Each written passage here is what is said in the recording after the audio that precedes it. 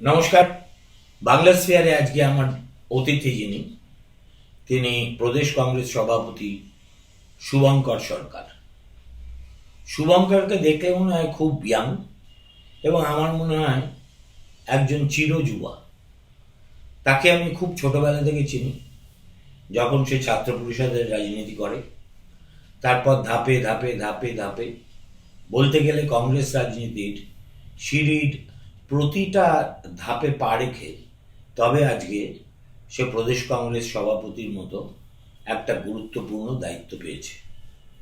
শুভঙ্কর সম্পর্কে বলার কথা অনেক, তার মধ্যে ইন্ট্রোডাকশন হিসেবে মাত্র দু তিনটি কথাই আমি বলবো। এক, মেদিনীপুরের ছেলে, সেখান থেকে উঠে এসে কলকাতার প্রদেশ কংগ্রেস সভাপতির চেয়ারে বসাটা এখন হয়তো খুব সহজ হলেও হতে পারে, অতীতে খুব সহজ ছিল না। দু নম্বর, আমরা রাজনীতিবিদ বলতে ইদানিং যে ধরনের মানুষকে দেখি, উগ্র চণ্ডাল মূর্তি, মুখে যা আসে তাই বলে দিচ্ছে, শুভঙ্কর চরিত্রগতভাবে একেবারেই তার বিপরীত। তার স্বাতন্ত্র্য হল সে অত্যন্ত পরিশীলিত, ভদ্র, এবং পারতপক্ষে তাকে উত্তেজিত হতেও আমি কখনো দেখিনি। আর তিন নম্বর হচ্ছে, শুভঙ্করের নেতৃত্বে প্রদেশ কংগ্রেস এবার এমন একটা সিদ্ধান্ত নিয়েছে, যে সিদ্ধান্তটা কেন নিল, কিভাবে নিল, তা নিয়ে বাংলার মানুষের প্রবল কৌতূহল। তার কারণ কংগ্রেসের ভাঁড়ারে এখন ৫-৬% বেশি ভোট নেই।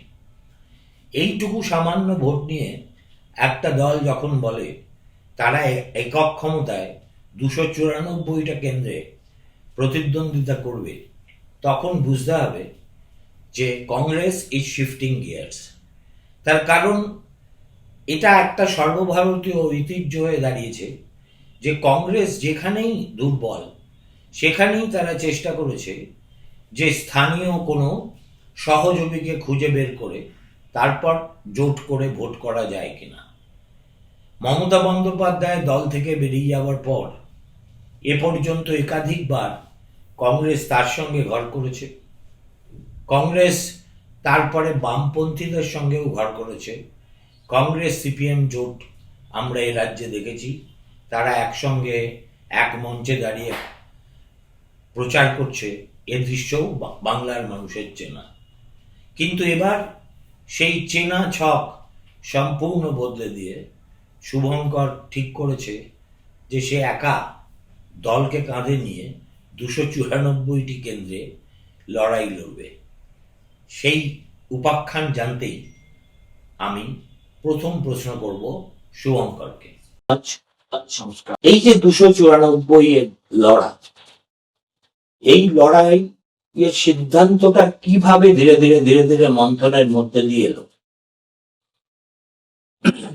দেখুন, কংগ্রেস আপনি জলসাঘর বললেন, এবং আজকের দিনে আমরা সাংবাদিকতা করি, আমাদের বিপক্ষে কথা বলতেই হবে। আজকের দিনে এই যে প্রদেশ কংগ্রেসের সভাপতি, এই যে চেয়ারটা, এই একটা ঐতিহাসিক দলের,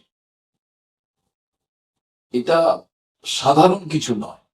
তার কারণ আমাদের প্রদেশ কংগ্রেস দপ্তরে ঢোকার মুখে যতগুলো নাম লেখা আছে যারা প্রভিন্সিয়াল কংগ্রেসের সভাপতি হয়েছেন থেকে শুরু করে, আর জানি আমি সেটা, এই রকম চেয়ারে বসা সেই জায়গায় আমাকে যখন দেওয়া হয়েছে দায়িত্ব, স্বাভাবিকভাবে আগের যতজন সভাপতি হয়েছেন তাদের গুণগত মানের সঙ্গে আমার কোনো তুলনা হয়। প্রথম দিন আমি এটা ভেবেছি। এখনই বেঞ্চমার্কিং করার কোনো দরকার নেই। সিআর দাস আর সুভাষ বোস যে চেয়ারে বসছে সেখানে তো ববি হাকিমও বসছে, তো তুমি ববি হাকিমের চেয়ে কম কিছু না। আমি কারোর সঙ্গে তুলনা করছি না, আমি শুধু এটুকুই বলেছি, এই ঐতিহাসিক চেয়ারে আসার পর প্রথম আমি দেখেছিলাম কংগ্রেসের সম্পর্কে যে যাই বলুক, কংগ্রেস বাইরে গণতন্ত্রের জন্য সবসময় সোচ্চার, সবসময় আওয়াজ উঠায়, কিন্তু দলের ভেতরে আভ্যন্তরীণ জায়গায় গণতন্ত্র থাকবে না, এটা তো হতে পারে। এইভাবে চলেছে। এই পন্থাটাকে রাহুল গান্ধী প্রত্যেকটি সময় বলেছেন যে সমষ্টির কালেকটিভ যে সিদ্ধান্ত সেটাতেই আগামী দিনে কংগ্রেস চলবে, এবং তারই প্রেক্ষাপটে যবে আমি সভাপতি হয়েছি তবে থেকে একেবারে বুথ, অঞ্চল এবং ব্লক লেভেল থেকে কতদিন হলো? কর্মীদের আমি 2024-এর 21শে সেপ্টেম্বর আমাকে সন্ধ্যাবেলা ঘোষণা হয়েছে। তার মানে প্রায় 1.5 বছর। 1.5 বছর পরের দিন আমি প্রেস কনফারেন্স করেছি। তখন এসআইআর এইসব প্রক্রিয়া ছিল না। আমি কিন্তু প্রথমেই এটা 24-এ SIR কোথায়? ছিল না। তখন কিন্তু আমি প্রথম জোর দিই যে যে কোনো রাজনৈতিক দলে তার সংগঠন এবং পারসেপশন এই দুটো যদি একত্রিতভাবে না চলে তাহলে সেই রাজনৈতিক দলের মানুষের কাছে পৌঁছানো কিংবা মানুষের সমর্থন পাওয়ার ক্ষেত্রে কোথাও একটা হেয়ার গ্র্যাব থেকে যায়। সেই ক্ষেত্রে প্রাইমারি ভাবে যখন আমি প্রথম দিন প্রেস কনফারেন্স করলাম, বিষয়টা ক্লিয়ার করলাম, আপনি যদি দেখেন সেদিন থেকে, তখন অনেকে অনেক রকম বলেছেন শুধু অর্গানাইজেশনের ব্যাপারে কি কিছু হয় না, আবার কেউ বলেছেন শুধু পারসেপশনে হয় না। এবং আমাদের এই রাজ্যের প্রেক্ষাপট যাভাবে ছিল, কারণ আমাদের রাজ্যের একটা ট্র্যাডিশন আছে, ক্ষমতায় আসতে খুব কষ্ট হয়, আর যিনি ক্ষমতায় এসে যান তার যেতে তাকে সরাতে খুব কষ্ট। কষ্ট হয়। তো এই যে ধারাবাহিকতা, সেটাকে মাথায় রেখে আমার প্রথম দিন থেকে একটি কথা মনে হয়েছিল যে আমরা প্রত্যেক দিন তৃণমূলের যে কি তাদের খারাপ দিক আমরা তুলে ধরি, সরকারি বিরোধী দল বিজেপি তার কি খারাপ দিক তুলে ধরি। এদের দুজনের বিরুদ্ধে লড়াই করতে গেলে মেহনতি মানুষ বলুন, সাধারণ মানুষ বলুন, ছাত্র যুব সবাইকে নিয়ে যখন চলতে হবে, প্রথম আমার মনে হয়েছিল পশ্চিমবঙ্গে বাংলায় ভ্যালুজের একটা বিরাট গ্যাপ তৈরি হয়েছে। এই ভ্যালুজটাকে যদি ইম্পোজ না করা যায় তাহলে শুধু এমএলএ জেতার জন্য আমি লড়ছি যদি বাংলার মানুষকে বলা যায়, ভ্যালু কি ইম্পোজ করা যায়? Value is inherent. আমি আরেকটা কথা বলি, ভ্যালু ইনহারেন্ট আপনি বলছেন, কিন্তু আপনাকে আমি বলি, আমি প্রত্যেক জায়গায় যদি দেখা যায় যারা সাংবিধানিক পোস্টে বসে আছেন, যারা দেশ চালাচ্ছেন, রাজ্য চালাচ্ছেন, সিভিক মানে আমাদের যে পঞ্চায়েত এবং পৌরসভা চালাচ্ছেন, মিনিমাম যদি সেখানে একটা ভ্যালু যদি না দেখা যায়, আমি একজন সাধারণ মানুষ হিসেবে আমার মনে হবে যে আমি তো কোনো লাইন দিয়ে ঢুকতে পারছি না, তাহলে আমার কাছে ভ্যালুজের কোনো মূল্য নেই। তাহলে এই ভ্যালুজটা কে করবে? কোন রাজনৈতিক দল কথা বলবে? তৃণমূলের খারাপ দিক কে জানে না? যারা আপনারা এই রাজনীতির চর্চা করেন কিংবা পত্র পত্রিকা, ইলেকট্রনিক্স মিডিয়া, তার মাধ্যম দিয়ে বাংলার সমস্ত মানুষ জানেন। বাড়ি থেকে বেরোলেই তারা প্রত্যেকদিন তাদের যে নিজেদের এক্সপিরিয়েন্স তার মাধ্যমে তারা বাড়িতে বসেও এক্সপিরিয়েন্স তারা পাচ্ছে। সেখানে নতুন ভাবে একটা রাজনৈতিক দল ও চুরি করেছে, ও খারাপ করেছে, এটা বলার কোনো যুক্তি নেই। বরং উল্টে বলা প্রয়োজন যে আমি কালকে অল্টারনেটিভ হতে চাই, আমি কিসের বেশি ছিল।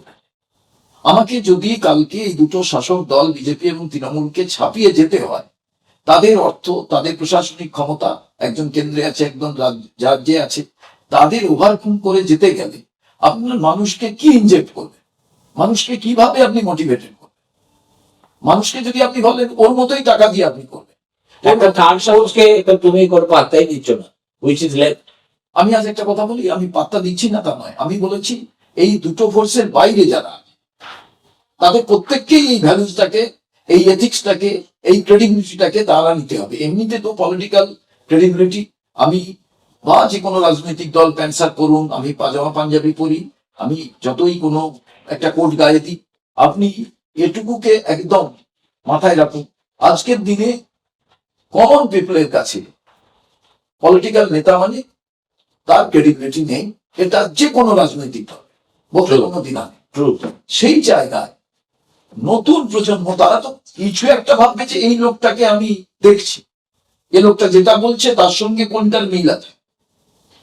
আমি সেই দৃষ্টিকোণ থেকে আমার মনে হয়েছিল যে আমাকে এক সময় যারা যারা স্টলওয়ার্ড পশ্চিমবাংলার রাজনীতির লোকেরা তারা বলেছিল, দেখো পশ্চিমবাংলার আলাদা একটা কালচার, এখানে ধুতি পরা, পাজামা পাঞ্জাবি পরা যেমন একজন মানুষ পছন্দ করে, তেমন তার শিক্ষা দীক্ষা, তার সাহিত্য চর্চা, সমস্ত কিছুর মধ্যে দিয়ে মানুষ নিজেকে তৈরি করে। কিন্তু তার বাইরে আজকে যে বহির্জগতের যে চাপ এবং দাব এবং যে সমস্যা যুব সমাজের কাছে, শ্রমিক কৃষকের কাছে, সেই জায়গায় তাদের কাছে সবটাই কিন্তু হয়ে গেছে অর্থকরী দিকটা কোন জায়গায় গিয়ে আমি থাকবো, কার পাশে থাকলে আমি একটু বেনিফিটেড হব, কার সঙ্গে থাকলে আমার ছেলেটা একটা ভালো স্কুলে ভর্তি হতে পারবে।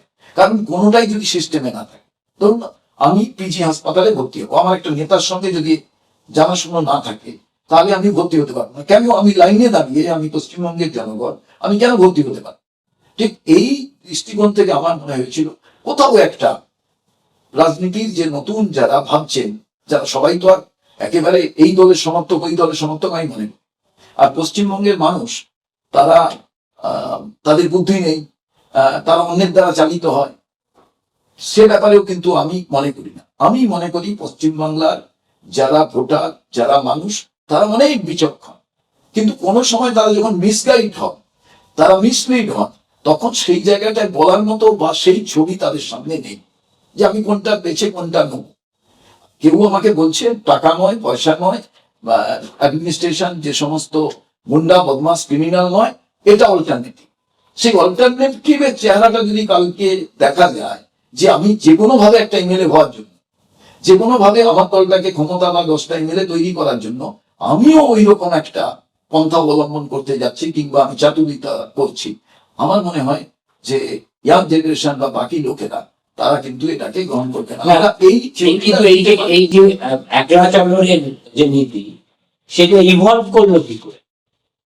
দুটো তিনটে জিনিস। ধরুন আমি 1996 সালে ছাত্র পরিষদের সভাপতি হয়েছি।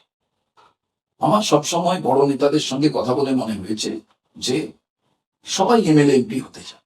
আমিও 96 সালে যদি নেতাদের সঙ্গে চাইতাম, তখন আমার মনে হয়েছিল আমি সারা বাংলা জুড়ে নেতা হব, যারা নির্বাচনে দাঁড়িয়েছেন তাদের হয়ে বক্তৃতা করব। আমিও সেই সময় অনেক কভারেজ করেছি। আমার কোনো সময় মনে হয়নি যে আমাকে এমএলএ হতে হবে, এমপি। কেন আমি জানি। যেদিন প্রিয়দা বিয়ে করলেন, আমি নেমন্তন্ন বাড়িতে গেছিলাম দিল্লি, দেখলাম বহুত বড় বড় লোক এসছে। আমি বললাম তাহলে এমএলএ এমপি হওয়াটা খুব একটা ব্যাপার, কিছু একটা বলা যাবে, একটা ফোরাম পাওয়া যাবে। তার আগে কিন্তু আমাদের এমএলএ এমপি হওয়ার জন্য এই ব্যস্ততা আজকের দিনে যেমন ছাত্র যুবদের মধ্যে একটা চাহিদা তৈরি হয়েছে, আমাদের ছিল না। নেতা হতে হবে, আমার বক্তৃতা লোকে শুনবে, আমার আমি একটা কোনো আলাদা ন্যারেটিভ তৈরি করবো, সেটা মানুষ ভাববে। রাজনীতির অনেক পথ পরিবর্তন হয়েছে, এটা ঠিক। কিন্তু দুটো তিনটে জিনিস দেখুন। 2000 সাল 2001 জোট হলো। কাদের সঙ্গে জোট হলো? যে 42% আমাদের ভোট ছিল, সেটা ভাগ হয়ে অন্য দল যিনি তৈরি করলেন তাদের সঙ্গে আবার জোট হলো। কারা করলেন? সেই নেতারা করলেন। আত্মভাবে এগুলো শুধু নয়, মানে পার্টিটা আরো অপ্রাসঙ্গিক হয়ে গেল। 2006 আমরা 21টা সিট আমরা জয়ী হলাম। 2011 আমরা 57টা সিটে লড়াই করি। তার পুরো প্রেক্ষাপটে আমি তখন 96 সাল, আমি পরে আমি সভাপতি হয়েছি, তখন আমি একেবারেই জানি তখন। তো সেখানে আমি দেখলাম যে 57টা সিটে লড়ে আমরা 42টা সিট জিতলাম। তো 296 এর মধ্যে 57টাই পতাকা থাকলো, বাকি জায়গায় কিন্তু আর কংগ্রেসের কোনো অস্তিত্বের জায়গা থাকলো না। কিন্তু আমরা 42টা জিতেছি। আমাদের টার্ন আউট খুব ভালো, আউট অফ 57। এরপরে এলো 2016। আমরা যাদের সঙ্গে জোট করেছিলাম সেই পথ পরিবর্তন করে অন্য পথে গেলাম, এবং অন্য পথে গিয়ে আমরা 96টায় লড়ে আমরা 44টা পেলাম। আমরা বিরোধী দলের তকমা পেলাম। সেখানেও কিন্তু 294 এর মধ্যে 96টা লড়ার কারণে বাকিগুলোতে কোনো পতাকা থাকলো না। আমার এটা আলোচনা হচ্ছে ওই সময় যে জোট হয়েছিল, তখন সময়ের দাবি ছিল এক একটা সময়। না, কংগ্রেস তো টিএমসি সঙ্গেও জোট করেছে না, ওটাই তো বলছি, 2011 এবং 2016। এবার সেই সময়ের দাবি ছিল। আজকে আমার মনে হয়েছে সময়ের দাবিটা মানুষ এমন কিছু চাইছে। এটা কেন আমার মনে হলো, আমি যখন গ্রামে ঘুরছি সভাপতি হওয়ার পর, সবাই বলছেন যে কংগ্রেস জামানাটা ভালো ছিল। একদম আপনাকে বলছি, আমার গ্রাম, আমি শিবরামপুর গ্রাম, নন্দীগ্রামের ব্লক 2, সেখান থেকে রেয়াপাড়া 2-3 কিলোমিটার, সেখানে একটা হাসপাতাল ছিল, আজ আছে। সেখানে মানুষ কিন্তু বলে না, কারণ বাড়ি থেকে বেরিয়েই হাসপাতালটায় দেখাতে পারে। কিন্তু বাকি জায়গায় ওই গ্রামীণ হাসপাতালগুলো বন্ধ হয়ে গেছে। দ্বিতীয় জিনিস, আমি শ্যামবাজার থেকে বড়নগরে থাকতাম, এখন আমি সল্টলেকে থাকি। শ্যামবাজার থেকে ব্যারাকপুর পর্যন্ত যাবেন, মাল্টি স্টোরের বিল্ডিং ভরে গেছে। কংগ্রেস জামানা, পুরো শিল্প আছে, চিমনি দিয়ে ধোঁয়া বেরোচ্ছে, হাজার হাজার মানুষ ঢুকছেন বেরোচ্ছেন, সামনে প্রচুর দোকানপাতি, অর্থনীতি যথেষ্ট মজবুত। কংগ্রেস চলে গেল, বামফ্রন্ট এলো, অর্ধেক চিমনি ধোঁয়া বন্ধ হয়ে গেল, সেখানে পাখি হচ্ছে পটি করাতে গাছ জমে গেল। বন্ধ বন্ধ হতে শুরু করে 67-এ। তো এইবার সেই যে অর্ধেক ফ্যাক্টরি বন্ধ হয়ে গেল, তার জানলা দরজা ভেঙে মাল বেরোতে লাগলো। এমনি মনটাই 34 বছরে বামফ্রন্ট চলে গেল, এলো তৃণমূল, সমস্ত ফ্যাক্টরি গুলো বন্ধ হয়ে গেল, সবগুলো বড় বড় মাল্টি স্টোরের বিল্ডিং হয়ে গেল। দুই দিকে আপনি দেখুন, কোনো জায়গায় সেই মাল্টি স্টোরের বিল্ডিং এ সবগুলোতে লোক নেই, ঝাঁ চকচকে গেট, সেখানে দারোয়ান আছে, কিন্তু সেই ফ্ল্যাটের ছেলেমেয়েরা সব বেঙ্গালোর, হায়দ্রাবাদ সমস্ত জায়গায় কাজ করছে। ঠিক আছে, আমি সল্টলেকে যেখানে থাকি তার উল্টো পাশেই 5 নম্বর সেক্টর। আর আমি সারা ভারতবর্ষে কাজ করার সুবাদে আমি দেখেছি যে কর্ণাটকা, হায়দ্রাবাদ, আজকে পুনে, যে সমস্ত জায়গাগুলো আইটি সেক্টর রয়েছে, যে কোনো ভুল সিদ্ধান্তে বাংলার এটাই গেটওয়ে হতে পারত। এইটা যখন করতে করতে আপনাকে আমি বলি, আমি একদিন দেখতে গেলাম যে আমি বাংলা একটা নতুন ন্যারেটিভের কথা বলছি, আমি ডানকুনি কোল কমপ্লেক্স দেখতে গেলাম, সেখানকার ম্যানেজারের সঙ্গে কথা বলি যে কেন এরকম ভাবে পড়ে আছে। আমাকে বোঝালেন 45 কোটি টাকা পার মান্থ লস হচ্ছে। বললেন বিস্তীর্ণ জায়গা, আপনি ডানকুনি থেকে একদম দুর্গাপুর এক্সপ্রেস হাইওয়ে দিয়ে যদি আপনি বর্ধমান যান, যে কোনো চায়ের দোকানে চা খেয়ে একটা আলু চিপসের প্যাকেট নিন, প্যাকেটের গায়ে বাইরের রাজ্যের নাম লেখা আছে, অথচ সব থেকে আলু উৎপাদনের বেস্ট দুটো জেলার নাম হচ্ছে হুগলি এবং বর্ধমান। অথচ আপনি ভাবুন, না বর্তমান তৃণমূলের সরকার, না বিরোধী দল বিজেপি, তাদেরও অনেকগুলো এমপি আছে, তাদের অনেক আছে, কেউ একটা ভাবেনি মমতা বন্দ্যোপাধ্যায় পুজোতে টাকা অনুদান দিচ্ছে, সেই জায়গায় দিক অনুদান 50% সেখান থেকে সেই অনুদানের টাকা ওই পুজো কমিটিকে বলে কতজন বেকার তোমার পুজো কমিটির সঙ্গে আছে, এই পুজো কমিটির বেকার গুলোকে তুমি 50% টাকা আমি দিয়ে একটা ক্লাব, একটা ক্লাস্টার যদি আমি করে এইরকম ফাঁকা জায়গায় যদি আলু চিপসের কারখানা করে দিই, এবার তো দিয়েছে, ভোটের দায় তো খুব বড় দায়। না, দিলে কি হবে, সে তো বেকার ভাতা হিসেবে দিয়েছে। আর সেটা কেউই পাবে না, কারণ পয়লা এপ্রিল থেকে বাজেট হবে। না, আমি বলছি বেকার ভাতা হিসেবে দিয়েছে, তো বামফ্রন্ট দিয়েছিল এখানে। আমার বেকার ভাতাতে কোনো অসুবিধা নেই, সেটাতে আমি পরে আসছি। আমি এইখানে দেখে বিজেপিরও কেউ একজন মনে করলো না যে কাল আমরা ক্ষমতা এই রাজ্য দখল করতে চাইছি, আমি অল্টারনেটিভ হতে চাইছি, তাহলে আমাকে অল্টারনেটিভ তো একটা ন্যারেটিভ দিতে হবে, একটা থিওরি দিতে হবে যে আমিও একটা গ্রিলের কারখানা, টমেটো সসের কারখানা। আপনাকে আমি বলুন তো, agro base industry, food processing বিভিন্ন, এখানে আম আছে, কেন একটা ম্যাঙ্গো বোর্ড তৈরি হয়নি, এখানে গোয়াবা তৈরি বুদ্ধবাবু চেষ্টা করেছিলেন, না, কিন্তু হয়নি। হয়নি। আনারস, কোকোনাট বোর্ড যদি থাকতে পারে, অন্য রাজ্যে যদি এই পদ্ধতি কায়েম হতে পারে, এখানে কেন হয়নি? আমার এটা দিয়ে আমি যখন আমাদের সমস্ত চা বাগান ঢুকছে, কিন্তু টি বোর্ডের হেডকোয়ার্টারটা কলকাতা। আমি না প্রসেসিং প্ল্যান নেই কেন? আপনাকে আমি বলি, চা বাগান যেখান থেকে শুরু হয়েছে, আমি প্রত্যেকটা জায়গায় পার্সোনালি ভিজিট করেছি, এখন চা বাগান উত্তর দিনাজপুর পর্যন্ত চলে জানি। ঠিক আছে, বাড়ির সামনে উঠোনে চা বাগান, কিন্তু এই চা তারা দিচ্ছে কি? এখানে যেমন রাস্তাঘাটে যেমন, এবং ওখানে চা বাগান হওয়ার কথা না, ওটা তিস্তার কমান্ডারি না, এগ্রিকালচার ল্যান্ড যদি নষ্ট হয়, আজকে চাতে আপনি প্রফিট পেতে পারেন, কাল এগ্রিকালচার ল্যান্ড নষ্ট হলে কাল আপনার ফুড ক্রাইসিস হতে পারে। তার কারণ ডাইভার্সিফিকেশন অফ ফুড, যে এই যে তত্ত্বটা, কারণ আপনি শপে রাখি তো আপনি বেশি সময় তো সাস্টেন করতে পারেন না, তাতে কিছু ভিটামিনগত কিছু গুণ আছে। যাই হোক, আমরা সময় ফিরে আসি। সেই জন্য আমি এটা দেখলাম যে এখানে এই যে এই পরিকল্পনাটা আমি প্রণবদার সঙ্গে কাজ করতে গিয়ে আমাকে একটা ওয়ার্ডের কথা বলতো, যে দেখ দূরদর্শিতা সবকিছু আছে, ক্রান্তদর্শী, যেটা রাজীব গান্ধী ছিল, যে কালকে অতিক্রম করে দেখতে পায়।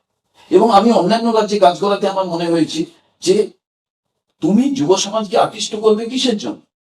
তুমি নিশ্চয়ই অনুদান প্রয়োজন, কারণ বাইং ক্যাপাসিটির জন্য টাকা দরকার। অভিজিৎ বিনায়ক ব্যানার্জি তিনি বলেছিলেন, রাহুল গান্ধী করোনার সময় বলেছিল 7,500 টাকা দাও, টাকা দেওয়াটা কোনো আপত্তি নেই, কিন্তু ওয়েলথ জেনারেট করার জন্য যে ম্যানুফ্যাকচারিং ইন্ডাস্ট্রি, যে প্রডিউসিং ইউনিট তোমার বানাবার প্রয়োজন, সেটা যতক্ষণ না হবে, কারণ 80% তোমার এগ্রিকালচার, তাকে তুমি যদি কনভার্ট করো ইন ইন্ডাস্ট্রি, তার কারণ এই দুটোর উপরে নির্ভর করে। আর এর মধ্যে এখানে সব থেকে বড় বিষয় law and order. Law and order এটা হচ্ছে স্টেট সাবজেক্ট। শুভঙ্কর, সুদীপ দত্তর একটা কবিতার লাইন আছে, কে হায় বলো হৃদয় করে বেদনা জাগাতে ভালোবাসে। The legacy that you carry from of your party and your party's action,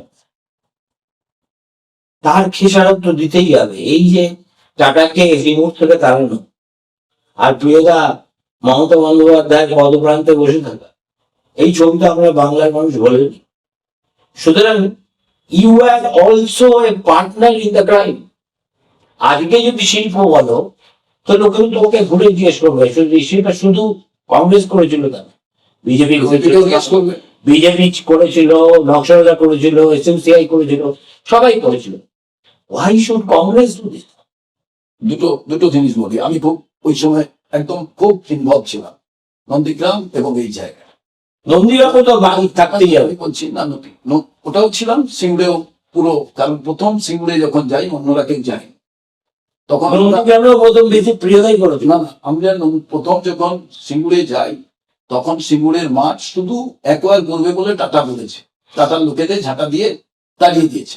দুটো জিনিস ভুল হয়েছে, এটা আমি মনে করি। ল্যান্ড অ্যাকুইজিশন অ্যাক্ট 1894 সালের যে আমাদের 94 কিংবা 95 ইংরেজ আমলে আমার সেই যে বিষয়, দেখুন দুটো জিনিস, যদি আপনি হুগলিতে যান বাঁ দিক অ্যান্ড ডান দিক, যে কোনো শিল্পপতি চান তিনি কিন্তু এমন একটা জায়গায় শিল্প করতে যে জায়গাটা near to airport and rail station, স্বাভাবিকভাবে। কিন্তু ফারাক কোথায় হচ্ছে বিধানচন্দ্র রায়ের সঙ্গে। আপনি আমার থেকে বেশি জানেন, হিস্ট্রি স্টুডেন্ট, আপনি জানেন বিধানচন্দ্র রায় যখন দুর্গাপুর করেছেন আগে কমিউনিকেশন করেছেন, তারপরে শিল্পের কথা বলেছেন। কল্যাণী আগে কমিউনিকেশন, তারপরে শিল্পের কথা। ঠিক একই পর্যায়ে এখানে একেবারে ল্যান্ড ভালো, ওটা তো তিন ফসলি জমি ছিল। যেদিন অ্যাকোয়ার করা হয়েছে সেদিন সরকারের ভাবা উচিত ছিল, পরে কে বিরোধিতা করবে না করবে তা কি সেপারেট পার্ট। দেখো, তুমি যেটা বলতে চাইছো সেটা আমরা সকলেই জানি, কিন্তু একটা কথা ভুলে গেলে চলবে না যে পশ্চিমবঙ্গ একটা বুভুক্ষ রাজ্য, যে রাজ্যে কোনো শিল্প ছিল না, এবং বুদ্ধদেব বাবু প্রাণপণ চেষ্টা করছিলেন একটা বড় শিল্পকে এখানে আনতে, যাতে একটা বড় শিল্প এলে অনেকগুলো জিনিস হয়। একটা হচ্ছে সঠিক বার্তা বাকি ভারতবর্ষের কাছে পৌঁছয়, এবং তার চেয়েও বড় কথা যে একটা বড় শিল্প আসার পরে তার অনুসারী শিল্প এতগুলো হয় যে একটা টাটার কারখানা সিঙ্গুরে একেবারে আসানসোল পর্যন্ত এই জিওগ্রাফির মানচিত্রের ছবিটাই বদলে দিতে পারত। আর সবচেয়ে বড় কথা, বেগার্স ক্যান বি চুজার্স। বুদ্ধবাবু তো কল্পেতে টাটাকে বলেননি সিঙ্গুরের ওই 3 ফসলি জমি নিতে। তিনি প্রথমে খড়গপুরে দেখিয়েছিলেন, তারপরে ডানকুনিতে দেখিয়েছিলেন, এমনকি সিঙ্গুরে যে জমিতে তারা ফাইনালি নিয়েছে তার উল্টো দিকের জমিটাও তাদেরকে দেখিয়েছিলেন। কিন্তু টাটারা তো টাটাদের শর্তে যা করার করবে, তারা বলেছিল হয় এই জমিটা আমাদের দিন, নতুবা আমরা আগ্রহী নই। এইরকম একটা পরিস্থিতিতে একজন মুখ্যমন্ত্রী কি করতে পারে? সেদিন তো আর আমরা আজকে যেমন জিরো, সেরকম তো জিরো নয়। আজকেও যেটা মুখ্যমন্ত্রী করছেন না এসআই এর ক্ষেত্রে বা অল পার্টি মিটিং কোনো ক্রাইসিসে, যেমন এখানে আজকে ম্যানরেগা 3 বছরের কাজ বন্ধ আছে, অল পার্টি মিটিং কেন রাখছেন না? আজকে জিএসটির টাকা পাচ্ছেন না বলছেন অল পার্টি। সেদিনও এই শিল্প করার জন্য যদি অল পার্টি মিটিং রেখে বলা হতো পিপল আর ইন্ডাস্ট্রি যারা authority they are asking for this land, আপনারা বলুন কি করা যাবে, কি করা, কে ওখানে না বলে বেরিয়ে আসতো, তাহলে আর আন্দোলনের বিষয় থাকতো না। তো এই পরিবেশ যে তৈরি করা, বিধানচন্দ্র রায় কি করতেন? If you go through the all books all history, তিনি তো সবাইকে ডেকে নিয়ে জমিয়ে ব্যাপারটাকে করতেন। এটা সবাই ভাবলো যে আমার ডেবিট হবে। দেখো, একটা কথা তো মানতে হবে যে পশ্চিমবঙ্গ প্রদেশ কংগ্রেস বহুদিন ধরে, সেই বিধানচন্দ্র রায়ের আমল থেকে, তারপরে প্রফুল্ল সেন, অতুল্য ঘোষ, এই সময়ে আমরা দেখেছি তাদের নিজস্ব একটা স্বকীয়তা ছিল। অর্থাৎ দিল্লি তাদের উপর নিজেদের সিদ্ধান্ত চাপানোর কোনো সাহসও দেখাতো না এবং তারাও স্বাধীনতা কোনো মূল্যে ছাড়তেন না। তারপর থেকে দেখা গেল যে তোমাদের এই একটা তথাকথিত হাইকমান্ড, সেই হাইকমান্ড যা বলে কংগ্রেস রাজ্যে ঠিক সেটাকেই ফলো করে।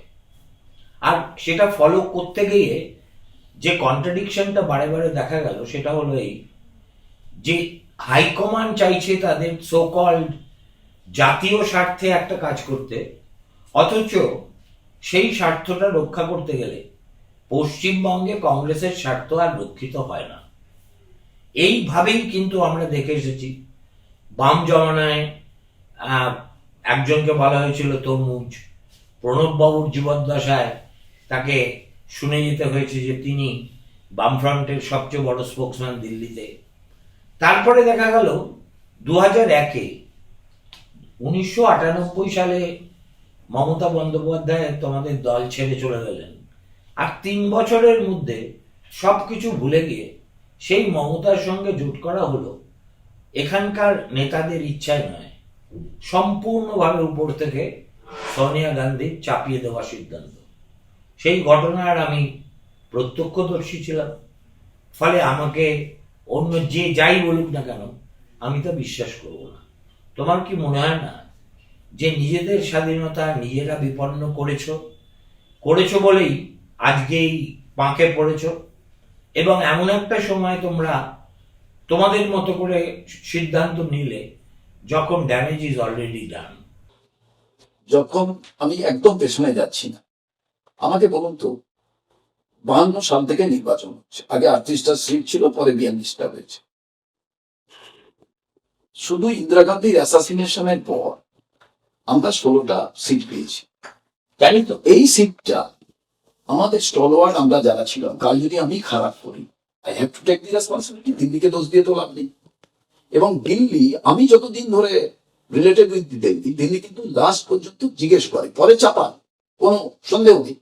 আর দেয়নি কি পশ্চিমবঙ্গকে, মানে যদি ধরে বরকত গনি খান চৌধুরী মন্ত্রী, অজিত পাঁজা মন্ত্রী, অশোক সেন মন্ত্রী, প্রণববাবু মন্ত্রী, প্রিয়রঞ্জন দাসমুন্সী মন্ত্রী, ছেড়ে দিন ওই সব জামানা। পরে 6টা মেম্বার অফ পার্লামেন্ট, তার মধ্যে 3 জন, দীপা দাস মুন্সিজি, এইচ খান চৌধুরী, অধীর চৌধুরী, 2 জন এমপি। আপনি ফ্লোরের লিডার, আমরা পাইনি তা নয়, আমরাও যে দিতে হয় রেসিপ্রোকেট যে সিস্টেম, সেই সিস্টেমে আমরাও কোথাও ফেল করেছি। কেন ফেল করেছি এটাও ঠিক আপনার কথা। সেটা হচ্ছে যে ডিসিশন খারাপ হোক আর ভালো হোক, যে কোনো সময় হবে। ইনডিসিশন কোনো ক্ষেত্রে কোনো সময় সমস্যার সৃষ্টি হয়েছে। দ্বিতীয় আরেকটা জিনিস হচ্ছে, পার্টি বিভাজনের যে রাস্তা তৈরি হলো, প্রথম তো আমরা কি হলো, 42% ভোট ছিল, মানে ফাটাফাটি ব্যাপার। তখন তো আর অন্য কিছু নয়, একদিকে লেফট আর একদিকে আর বাকি 1%, 1.5% বলা। এইবার এই 42% ভোট ইমিডিয়েটলি শিফট হয়ে গেল একটা নতুন পার্টি হতো। আমরা সেদিন থেকেই তো একেবারে দুর্বল। তার কারণ মানুষের কাছে দুটো বিষয় হলো, ইমিডিয়েটলি শিফট হয়নি, over a period of time. মোটামুটি একটা নির্বাচনের পরেই তো হয়ে গেছে। তখন কিন্তু বিজেপি বাড়েনি। এইবার আজকে অনেক সময় লেফট যে কথা বলে যে না এদিক ওদিক, পুরো বিজেপিটা আজকে টোটাল লেফটের ভোটেই কিন্তু তারা স্বাস্থ্যবান। আমাদের ভোট তো অলরেডি প্রথম থেকে তৃণমূলের কাছে চলে গেছে। বিজেপিতে আমাদের ছিল কোথায় যে বিজেপিতে যাবে? আমার তো 42%-এর মধ্যে আমার লাস্ট কত ছিল, 12, এইরকম 15, এক একটা পকেট অনুযায়ী। তো আমার থেকে যাবে কোথায়? থাকলে তো যাবে 1%, 2% এদিক ওদিক, ওটার কথা বাদ দিন, বাট মোস্ট মেজর। এবং সেটার সব থেকে আপনি যদি ব্যাখ্যা খোঁজেন, 2023-এ পঞ্চায়েতের নির্বাচন, সেখানে লেফট একা লড়েছে। আপনি দেখুন বিজেপি পঞ্চায়েতের পার্সেন্টেজ কমে গেছে। যদি আপনি সায়েন্সকে বেশ করেন, বাকি তো পারসেপশন কি হচ্ছে, ওদিক থেকে ওদিকে যাচ্ছে, আলাদা প্রশ্ন, আমি এতেও যেতে চাই। আমাদের যেটা মূল সমস্যা হয়ে গিয়ে দাঁড়িয়েছে, অল ইন্ডিয়া পার্টি হওয়ার কারণে যারা রিজিওনাল পার্টি টাইপের এলাকায় চালাচ্ছে, যতই হোক না কেন তৃণমূল রিজিওনাল পার্টি, সিপিএম যাই বলুন না কেন, মদিনা মক্কা যাই কিছু রিজিওনাল পার্টি। আমাদের কি হচ্ছে, রাজস্থানে যা করবে তার বাইরে ওয়েস্ট বেঙ্গলে অন্য কিছু করা যাবে না, অন্য জায়গায় যা করবে তার বাইরে অন্য কিছু, কারণ আমরা অল ইন্ডিয়া পার্টি, ইউনিফর্মিটি রাখতে হবে।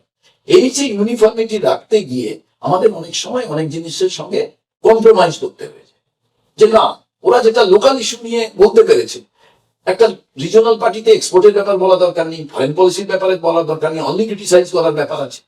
কিন্তু এই জায়গায় আমাদের সে জায়গায় উত্তর দিতে হয়েছে। and UPA 1, it was a good formation, minimum common program, 100 দিনের কাজ, it was a historical decision. But দুটো জিনিস আমায় বলি, আমি মন্ত্রী হব না, কিন্তু আপনাকে আমি ডিক্টেট করবো পেট্রোল পাম্পটা ওখানে হয়ে যাক, ওই জায়গায় রাস্তাটা হয়ে যাক। যখন খারাপ হবে তো আমার অথরিটি আছে to dictate, I am not taking the responsibility and life. সেটা শুধু কংগ্রেসকে ক্যারি করতে হয়েছে, এবং সেই কংগ্রেসকে ক্যারি করার কারণে কংগ্রেস পপুলারিটি অনেক জায়গায় হারিয়েছে, বাকিরা হারায়নি। যে আমি তো ভাই মন্ত্রিত্ব নেই, আমি কি করব? আমি সবকিছু পারসেপশনকে ভেবেছি, ঠিক আছে, ওকে, সো আমার কি করা দরকার? তো কংগ্রেস কর্মীরা আমায় বললো যে I slept and dream, the night is beauty, I woke and found the day is duty. So দিনেই কাজ করা যাক, রাতে যে যা স্বপ্ন দেখছে দেখুক।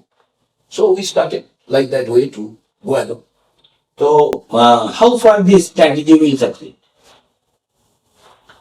আমার মনে হয়েছে অবশ্য 90টার বড় মাঠপাটের ভয় থাকে না, সুতরাং একটা তোমার সুবিধা হচ্ছে যে you are starting from the scratch, so whatever you gain is your gain. আমাকে বলুন তো, রাজনীতিতে কে পুরো একদম সাম্রাজ্য নিয়ে হচ্ছে তার নতুন পার্টি? কংগ্রেস পার্টি তো সাম্রাজ্যবাদী পার্টি ছিল। আমি আজ একটা কথা, হ্যাঁ, কংগ্রেসের অনেকে আমার এই বহুত্ববাদের কথা বলি বলে ক্রিটিসাইজ করে, আমাকে আজ বলুন তো ভ্যালুজের কথা বলি ক্রিটিসাইজ করে। আমি কেন এটা বলতে পারি? তার কারণ আমি নিজেকে স্ক্যানারে দিলে আমার গায়ে কেউ আলকাতরা দুম করে লাগিয়ে দিয়ে যাবে, এইটা হবে নেই। কিন্তু দুটো তিনটে জিনিস আছে সত্যি। আমাকে আজ বলুন তো কেন আমি, আজ পর্যন্ত তো আপনি সাংবাদিকতা করেছেন, খুব বড় সাংবাদিক ছিলেন, ভালো কলেজের স্টুডেন্ট ছিলেন, বেস্ট স্টুডেন্ট ছিলেন, আপনার হিস্ট্রির নাম্বার পাস করা খুব মুশকিলজনক ব্যাপার। কিন্তু আপনি আমাকে হিস্ট্রিতে বলুন তো যে পশ্চিমবাংলায় কবে সংবিধান পাঠ হয়েছে, কে করেছে? করেন। আমি কেন করেছি? আমি যখন আমি যখন দেখেছি যে আমার এখানে সাংবিধানিক পদে যারা বসে আছে, even prime minister, no one is, মানে তারা কোনো রেসপন্সিবিলিটি তো দূরের কথা, তারা মনেই করছেন না যে তার ডিউটি কি, তার রেসপন্সিবিলিটি কি, তার অথরিটি কি, তার লাইবিলিটি কি। তারা যেখানে যা ইচ্ছে বলে দিচ্ছে। সাংবিধানিক পদের উঁচুতে যারা বসে আছেন তারা কেউ কারবাই করছেন না। যারা টিভিতে সমালোচক, যারা সেফোলজিস্ট হোক বা এমনি পলিটিক্যাল সমালোচক, তারাও দেখছি কোনো কিছু বলছেন না। তারা খালি এগিয়ে দিতে পারলে যে ও কাল যদি মুখ্যমন্ত্রী হয়ে যায়, ও যদি একটা মন্ত্রী হয়ে যায়, আমার কি সুযোগ সুবিধে থাকবে, তারা এই আলোচনাটাই ব্যস্ত। আজ পর্যন্ত আমাকে বলুন তো যে কেন ভারতবর্ষের পশ্চিম বাংলায় ক্লাস 5 থেকে একটা ছেলে, সে সংবিধানের এই বইটা আবশ্যিক হবে না, সে কেন জানবে না যে তোমার এটা করা অনুচিত, তোমার বউকে ছাড়া অনুচিত, তোমার বোনকে ছাড়া অনুচিত, তোমার ছেলে মেয়েকে ডিউটি পালন করা, আবার ছেলে মেয়ের রেসপন্সিবিলিটি বাবাকে ক্যারি করা। তেমন তুমি একটা রাজনৈতিক দল করো, অন্য রাজনৈতিক দলের যারা সমর্থক তাদের পুড়িয়ে মেরে ফেলবো, এ কথা বলাটা ঠিক নয়। তুমি একটা রাজনৈতিক নেতাকে আনপার্লামেন্টারি এমন শব্দ ব্যবহার করলে সারাদিন ওটা চলছে, যে কোনো বহু প্রচারিত ইলেকট্রনিক্স মিডিয়ায় চলছে, তারা বিখ্যাত হয়ে যাচ্ছেন রাতারাতি, কিন্তু কেউ এটা করছেন না। তাই আমি সভাপতি হওয়ার পর আমার সমর্থকরা সবাই মিলে বললেন সংবিধান আবশ্যিক পাঠ করা দরকার। রাজ্য সরকারকে জানলাম, কেন্দ্রীয় সরকারকে জানলাম, কেউ কথা বললেন না। গীতা পাঠ হলো, এর আগেও গীতা পাঠ হয়েছে। আমার সাউথ ক্যালকাটার প্রেসিডেন্ট, তিনি কিন্তু হচ্ছে ইন্দিরা গান্ধীর মূর্তির নিচে দাঁড়িয়ে সংবিধান পাঠ করেছে, ঠিক আছে। কিন্তু আমি দেখলাম যেদিন প্যাটিস খাওয়া নিয়ে মারা হলো, এবং এর আগে ফ্রিজের ভেতরে খাবারের যখন হয়েছিল, ওই জায়গায় আমি গেছিলাম, আমার কোথায় যেন মনে হলো সুমন চট্টোপাধ্যায় আজকে কারুর একটা ইন্টারভিউ নেবে, কেউ এসে এখানে ইট বা ঢিল মেরে দিয়ে যাবে যে আপনি এইসব প্রশ্ন করছেন কেন, জিজ্ঞেস করছেন কেন। এই যে বিষয়টা, এটাই তো বহুত্ববাদ। আর তাকে যখন আজকে লোকে কি ভাবছে, তুমি আমার সমর্থক নও, তার মানে তোমার আর কোনো অধিকার কিছু। মাই ওয়ে অর হাইওয়ে, এটাই হচ্ছে পলিটিক্স। আমি তার থেকে একটা অল্টারনেটিভের কথা মানুষকে বলছি, গ্রহণ নাও করতে পারি, আবার গ্রহণ করতে পারি। এবার তৃতীয় জিনিস, আমার নেতা রাহুল গান্ধী, সে কিন্তু অন্য কোনো বই নিয়ে ঘুরছে না, সে একটা বই নিয়ে ঘুরছে, যে বইটা 448টা আর্টিকেল আছে। তার মধ্যে আর্টিকেল 19 ইডিজি 3টে বিষয় বলছে তুমি বাংলায় অন্য রাজ্যে কথা বলতে পারো, আবার অন্য রাজ্যের লোক এখানে হিন্দিতে কথা বলতে পারে, কোথাও অসুবিধা নেই। ঠিক একই পদ্ধতিতে আমার এখানে কোনো রাজ্যের জন্য পাসপোর্টের দরকার হয় না, ভিসার দরকার হয় না। আমরা এবং এই যে মোটা বইটা, এই বইটা প্রত্যেকদিন কেউ না কেউ নষ্ট করার কথা বলছে। কিভাবে? কেউ এটাকে পুরো নষ্ট করে দেওয়ার কথা বলছে, কেউ এর অ্যাক্টিভিটি, এর যে নিয়ম কানুন মানতে চাইছে না। ধরুন রাজ্য এটাকে বইয়ের পাতাটাকে ছিঁড়ছে না, হিউম্যান চার্টারকে নষ্ট করছে না, কিন্তু মানছে না। আবার কেন্দ্র এর পাতাটাকে ছেড়ে নিতে চাইছে। এইরকম জায়গায় দাঁড়িয়ে এই বইটার উপযোগিতা কতটা আমি মানুষকে বোঝাবার চেষ্টা করছি। বহুত্ববাদ এর ভেতরে আছে। কি বহুত্ববাদ আছে? All religious institution protected by, ওগুলো হাজার হাজার বছর পুরনো, অনেক কম দিনের এই মোটা বইটাই প্রোটেক্ট করছে সবাইকে। আর আজকে আমাদের সাংবিধানিক পদে বসে থাকা মুখ্যমন্ত্রী হন, বিরোধী দলনেতা হন, কেন্দ্রীয় মন্ত্রী হন এই রাজ্যে, তারা যখন আনপার্লামেন্টারি কথা বলছেন, তখন যখন আলোচনা করছেন, কেউ বলছেন ভোট দিতে দিল না, গুন্ডা বদমাশি করে ভোট দিতে দিল না। ভোট দিতে দিল না, মারলো, রক্তপাত ঘটলো, মানুষ মারা গেল, এক জিনিস। ভোটার লিস্টে আমার নাম নেই, আমি জেনুইন ভোটার, আমি ভোট দিতে যাই না, আমি পছন্দ করি না, কিন্তু আমার ভোটার লিস্টে নাম আছে, এটা আলাদা জিনিস। দুটো রাইটের কিন্তু ফারাক আছে। এই ফারাকটা যে এই সংবিধানের বইটা না করছে সে বুঝতে পারবে না। আর বাকি পলিটিক্যাল কেমিস্ট্রি তো এখানে চলছে। টাকা যদি ওই দিন পৌঁছে দেয়, বাড়িতে গিয়ে রিভলভার দেখিয়ে ভয় দেখায় আমি ভোট দিতে যাবেন না, কিংবা ভোট দিতে গিয়ে ওদের ভোট দেবে, এটা তো হতেই পারে। কিন্তু তার বাইরে যে সমষ্টি আছে যারা ভোট দিতে যান, কেউ কালকে এই যে শাসক দলরা এখানে অপকর্ম করছে, আমরা যদি বলি ওদের লোক হয়ে আপনারা ভোট দিতে যান, আমার এজেন্ট থাকুক না থাকুক ভাববেন না। আপনাকে একটু আগে আমি বলছিলাম পিজিতে ভর্তি করাতে গেলে কেন আমায় নেতা ধরতে হবে, কেন লোক ধরতে হবে? লাইন দিয়েই তো দেখবো, আমি সফটওয়্যারে দেখবো সিট আছে কি নেই। সেরকম আমি ভোট দিতে যাব, অনেকে বলেন তোমার দলের সমর্থক নেই, তোমার দলের কর্মী নেই, তুমি আবার কি আশা করো? কেন? একজন আমি সাধারণ ভোটার, ধরুন আমি কারোর দলের সমর্থক নেই, আমার মনে হয়েছে এবার ক্যান্ডিডেটটা Suman Chattopadhyay is the best candidate, আমি বলছি উনি কোন দলের হোক না হোক আমি ভোট দিতে যাব। তা আমাকে উনি যদি নির্দল হন, প্রার্থী হন, ওনার হয়ে এজেন্টকে থাকবে, কেউ নাও থাকতে পারে। তা আমি কি একজন সাধারণ মানুষ হিসেবে আমি যে রাজনৈতিক দলের সমর্থক হতে হবে এমন নয়, আমি ভোট দিতে পারবো না? সবাই দেখি আজকাল বলে এই সংগঠন কোথায়, হ্যাঁ লোক কোথায়, ওরা ভোট পাবে কি করে? আমি মনে করি ননসেন্স কথা। তার কারণ যদি ডেমোক্রেসি প্রিভেল করে, যদি মনে হয় যে না দেশের ডেমোক্রেসি সঠিকভাবে করছে, ফ্রি ফেয়ার এন্ড ফেয়ারলেস নির্বাচন হয়, তাহলে কিসের জন্য প্রয়োজন যে আমার কর্মী ওখানে দাঁড়িয়ে থাকবে একটা টেন্ট করে, আমার ওখানে কেউ বসে থাকবে? এজেন্ট থাকতে পারে, না থাকতে পারে, এই ভবিষ্যতেই চলে আসছে বলে প্রত্যাশা। কারা ভাঙবে? আপনাদের মতো যারা ছোটখাটো বড় মিডিয়া তো করবে না, তার অ্যাড দরকার, আপনার তো এত অ্যাড দরকার না, আমার কিছুই দরকার নেই। আপনার মতো যারা অসংখ্য, তারা যদি কালকে এই জায়গায় এসে বলে যে also we are the protester on the street, আর রাস্তায় রাস্তা দেখা, তো একজন তো কেউ বলবে। আমার কথা হচ্ছে কংগ্রেসের এই narrative, if at all there is one, আজকের এই প্রচারতারিত পৃথিবীতে যেখানে digital determines everything, what you say is not important, how it is disseminate And reach to the door. and reach to the door is more important than what you say. Congress এই narrative নিয়ে মানুষের কাছে কিভাবে পৌঁছাচ্ছে আমি বলে দিচ্ছি।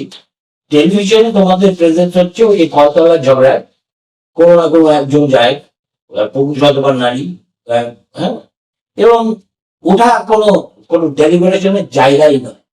কিস্তি খেলুটের তলায় যেটা হওয়ার সেটুকু হয়, গলাবাজি ছাড়া। কিন্তু look at TMC, look at BJP, how they have prepared and created an ecosystem যেখানে তুমি ইউটিউব খুললেই তুমি ভালো, আমার ইউটিউব, আমি হচ্ছে একেবারে ঘোষিত মমতা বিরোধী, আমার ইউটিউবের প্রোগ্রামের মধ্যে 4টে করে কে বলে টিএমসির প্রোগ্রাম বা বাজে election campaign. Can you beat it? So this is the world you live in. To what extent you have been able to penetrate? আমাকে এই যে আনন্দপুরে এতগুলো মানুষ পড়ে গেল, আমি প্রথম ওখানে গেলাম, কেউ পৌঁছয়, ঠিক আছে। আমি সেখানে গিয়ে বললাম যে আজকে মুখ্যমন্ত্রী কিংবা বিরোধী দল নেতা এলেন না কেন? তারা যখন একই দলে ছিলেন তখন তারা টুল পেতে পার্ক স্ট্রিটের অগ্নিকাণ্ডের সময় বামফ্রন্টের আমল সারাদিন বসেছিল। আজকে মুখ্যমন্ত্রী, আজকে অপোজিশন লিডার, তাদের আসা দরকার ছিল। ওখানে ওয়েটল্যান্ড, জলাশয় ভরিয়ে বাড়ি হয়েছে। এ তো চোখের একদিনে তো হয়নি। টোটাল সিস্টেমটাই ইনলিগাল। লাইসেন্স কে দিল, পারমিশন কে দিল, রেজিস্ট্রেশন কি হলো, সে ভালো কোশ্চেন। আমার প্রশ্ন, বিধানসভায় কেন একদিনও প্রশ্ন উঠল না? যে সরকারে আছে মমতা বন্দ্যোপাধ্যায়, সে তো অন্যায় করছে, তাকে বলার জন্য কংগ্রেসের কোনো বিধায়ক ভেতরে নেই। এইবার আমাকে সাংবাদিক প্রশ্ন করছে, আপনি আজকে এইটা বলছেন, আপনারা কেন চুপ ছিলেন? আমি তো বললাম, খুব ভালো প্রশ্ন, আমি এটা করবে জানতাম। আমি বললাম, গঙ্গা ভাঙন এত বছর ধরে হচ্ছে, আমাদের উপরও নেতারা ছিলেন, আজ পর্যন্ত কলকাতায় একটা মুভমেন্ট হয়। আমি সভাপতি হওয়ার পর 21 তারিখে সভাপতি হয়েছে সেপ্টেম্বরের, 22 অক্টোবর আমি জলসম্পদ দপ্তরের সামনে বিক্ষোভ করেছি, অবস্থান করেছি, 5 বার ডেপুটেশন দিয়েছি, এবং তারপরে কিছুটা হলেও কাজ শুরু হয়েছে জলাশয় নিয়ে। আমরা এইবার প্রশ্ন হচ্ছে কি, অপোজিশন লিডার যাবে, 10খানা ছবি লোকে বলবে যে না, আর তখনই কাগজ দেখে ভাববে মনে হয় আন্দোলন হয়েছে। মুখ্যমন্ত্রী যাবেন, 20টা ছবি, তাহলে মনে হয় আন্দোলন হয়েছে। বাকি যে আন্দোলন করছি তার কোনো প্রচার হচ্ছে না। এবার বাকি আমাদের ফেসবুক এসবে যেটা, সবকিছুই তো অর্থের প্রয়োজন হয়, দুজন সরকারে আছে। এইবার আমি বললাম যে পশ্চিমবাংলায় এত অন্যায় হচ্ছে, বিজেপিকে লালবাজার অভিযান করতে দেখেছে ছোটখাটো? আপনি আমাকে বলুন তো, কতদিন ওরা বিরোধী দলে আছে? একটা বড় লালবাজার অভিযান বিজেপি করেছে? পরে আমার আগে যারা সভাপতি ছিল, আমি সেখানে ক্রিটিসাইজ করছি, লালবাজার অভিযান হয়নি। লেফট ফ্রন্ট লালবাজার অভিযান করেছে, পরে টোটাল হেডকোয়ার্টারের উপরে। আমি আর্জিকর তামন্না বলে মেয়েটি যে কালীগঞ্জে মারা গেল, and south Calcutta law college, plus বিস্তীর্ণ বাংলায় যে মহিলাদের উপরে অত্যাচারে, তা নিয়ে লালবাজার অভিযান করলাম। দারুণ কভারেজ আমরা পেয়েছি সবকিছু। মানুষ ভাবলো একটা তো ভালো দারুণ করেছে, কিন্তু প্রত্যেকদিন এরপরে আমি আসি থানা ঘেরাও। আমরা পুরো সারা বাংলা জুড়ে অবিচার অনাচারের বিরুদ্ধে থানা ঘেরাও করলাম সারাদিন। যেমন ভাবে 1 জানুয়ারি বা 31 ডিসেম্বরের রাতে সারা দেশের আলাদা আলাদা গ্যাপ গ্যাপ করে টিভি চ্যানেলে দেখানো হয়, ঠিক তেমনি ভাবে কোন দেশ কেমন ভাবে উদযাপন করছে আমাদের সব থানা ওইভাবে দেখানো করেছে। কিন্তু যখন বাজারে জিনিসপত্রের দাম বৃদ্ধি যখন করলাম, ফার্স্ট হাফ দেখানো হলো, সেকেন্ড হাফ দেখানো হলো। সামহাও যে কোনো কারণে জিনিসপত্রের দাম, কংগ্রেসের স্টোরি থাকলে বিক্রি হবে না। না, বিক্রি হবে না। আজকে সবকিছুর পেছনে যে জিনিসটা দরকার সেটার নাম হচ্ছে, এই যে মা দুর্গা আসেন না, এই দুর্গা পুজো হয়। আমার নেতারা একটা ভালো ডেফিনেশন শিখিয়েছিলেন, মা দুর্গা একা আসেন না। মা দুর্গা একদিকে লক্ষ্মী, একদিকে সরস্বতী নিয়ে আসেন। আরো অনেক না, জান, এই দুজন মেন থাকে। কেন থাকে? যে কোনো যুদ্ধ, যে কোনো লড়াই, অশুভর বিরুদ্ধে যাই লড়াই, সবটার পেছনে কিন্তু বুদ্ধি যেমন প্রয়োজন হয়, লক্ষ্মীরও প্রয়োজন। কারণ যে কোনো একটা লড়াইয়ে বস্ত্র শিল্পও দরকার, ডিফেন্স মিনিস্ট্রিও দরকার, ফুড ডিপার্টমেন্টও দরকার, ফাইন্যান্স ডিপার্টমেন্টও দরকার। যেখানে কংগ্রেস দুর্বল, এটা নিয়ে স্বীকার করে। আমি এই পয়েন্টে তোমার সঙ্গে 100% একমত। কেননা রাজনীতি এখন এতখানি রিসোর্স বেসড হয়ে গেছে, রাইট, যে resource determines the importance of a politician and thereby also the party. এখানে একটা কাবাব মে হাড্ডি, তোমাদের রক্তাল কোথায় ভোগা, হ্যাঁ, এআইসিসি তোমাদের বোধহয় বেতনের টাকাটাও ঠিক করে দেয় কিনা আমি জানি না। আমাকে ওই পুরোনো প্রেসিডেন্টরা বলতো যে সুবন্ধ এর বাইরে কোনো টাকাই পাওয়া যায় না, নিজের ব্যাটের পয়সা খরচা করে আজকাল কংগ্রেস করতে হয়। শুনলে খুব মানে আমাদের কংগ্রেস যারা একটা বেয়োগান্ত হাসি লাগে, আর কিছু নয়। তো ন্যাচারালি তো এগুলো তো রিয়েল সমস্যা, প্রচারের সমস্যা রিয়েল, ডিসেমিনেশনের সমস্যা রিয়েল, তোমার অর্থের সমস্যা রিয়েল, এবং সবচেয়ে বড় কথা, if I were a voter of Bengal, which I am, আমি না যদি ডাইহার্ড কংগ্রেসের সাপোর্টার হই, আমার কাছে আর বাকি কোনো সিম্বলের কোনো গুরুত্ব নেই। পশ্চিমবঙ্গে এখনো অন্তত 5%, 7%, 8% মানুষ আছেন যারা শুভঙ্কর সরকার প্রেসিডেন্ট না রাহুল গান্ধী পিসি প্রেসিডেন্ট এসবের বদলই করে না, হাত চিহ্নে দেখবে মেরে দেবে।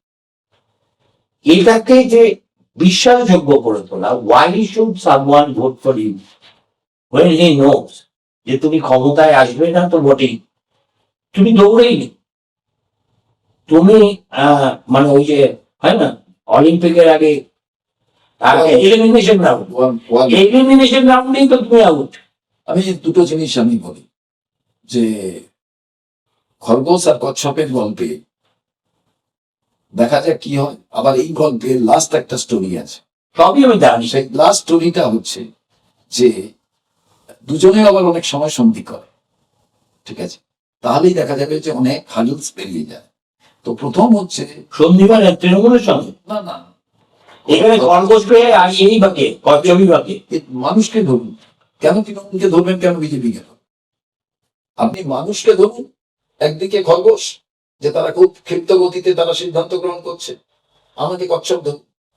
কিন্তু আপনি কেন বুঝছেন না একটা সার্টেন টাইমের পর এই খরগোশ তারও একটা নদী পেরোনোর প্রয়োজন হবে, তখন সে কচ্ছপের পিঠে চড়বে।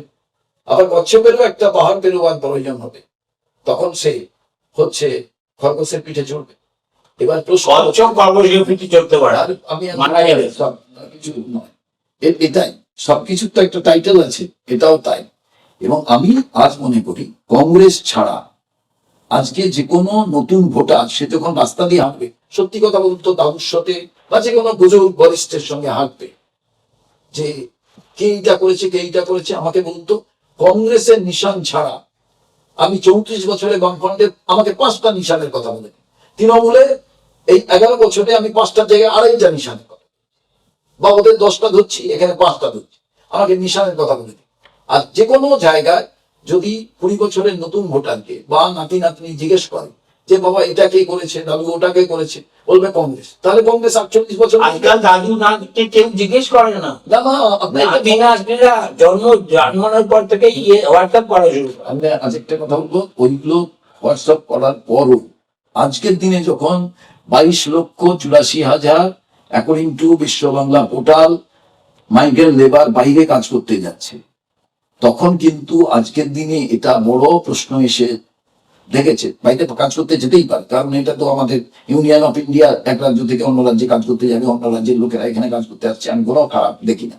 কিন্তু আমার এখানে আমার কথা যে রাজমিস্ত্রি কাজ করতে কেন যাবে, প্রোডাক্টিভ না, সেটাও যেমন যাবে।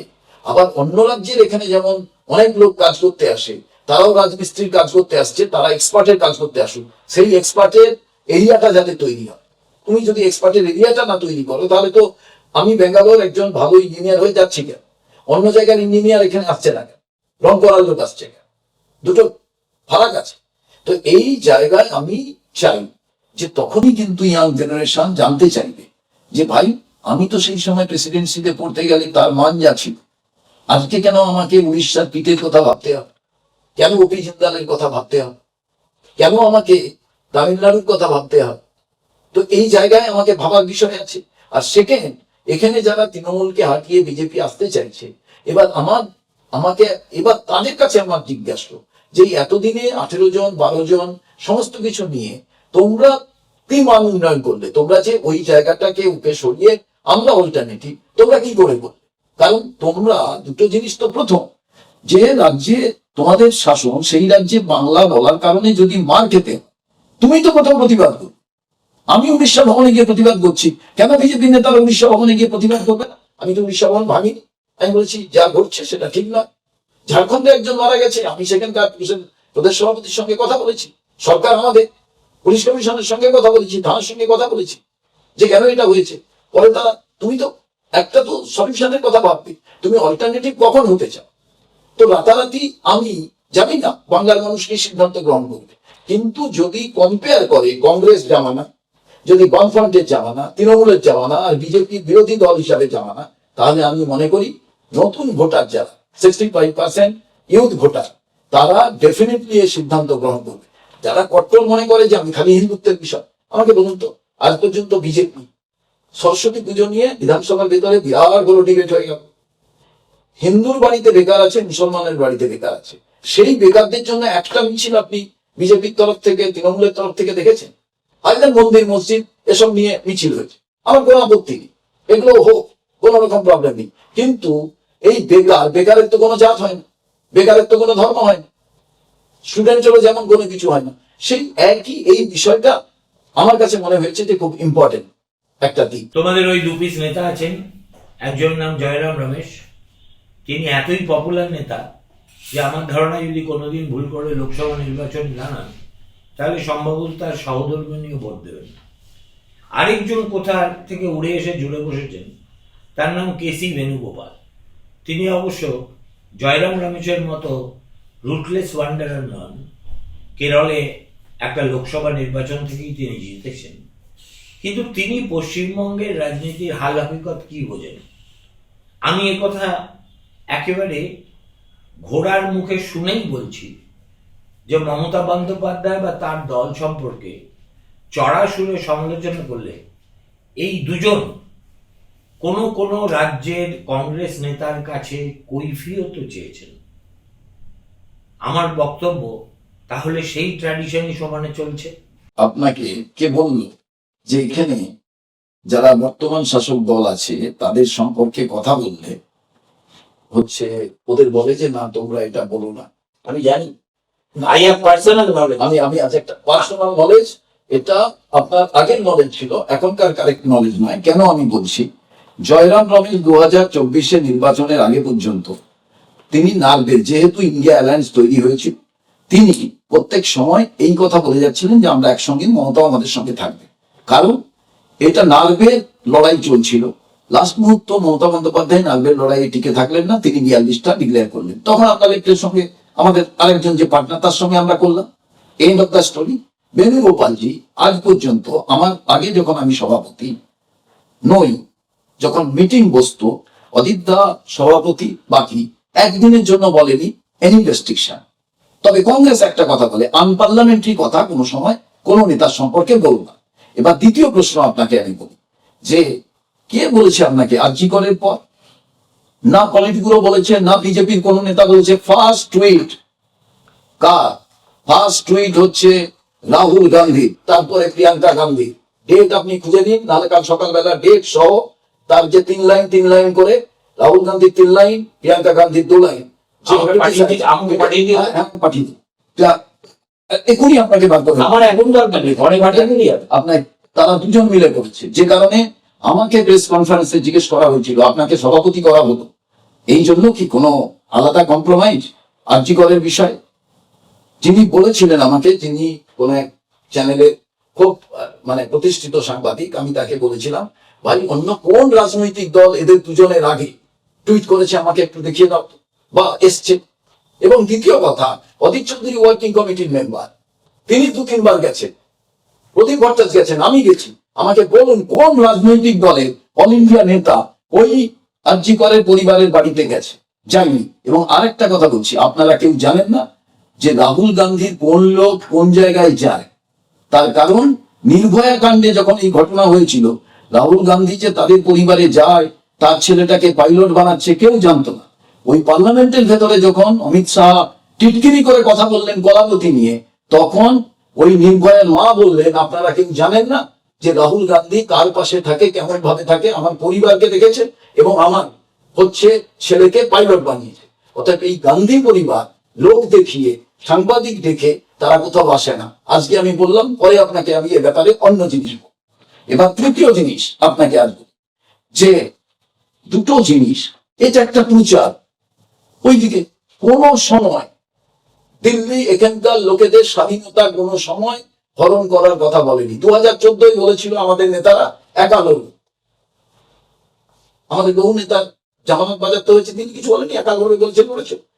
2016 বলেছে আমরা লেফটের সঙ্গে লড়বো, এতদিন লেফটের নিয়ে আমাদের লড়াই ছিল, তারা অ্যাকসেপ্ট করেছে।